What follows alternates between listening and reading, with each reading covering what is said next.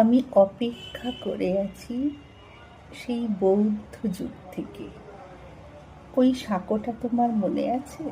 সাঁকোটা টলমলে ছিল।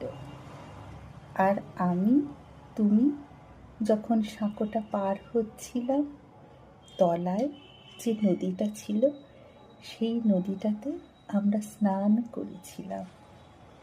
তুমি আমাকে বলেছিলে তুমি আসবে অনেক হাজার বছর পর।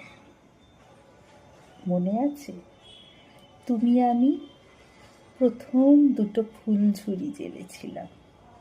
সেই ফুলঝুরিটায় কত চমক ছিল। আর আমি সেই শাকবাজি নিয়ে খেলতাম, মনে আছে?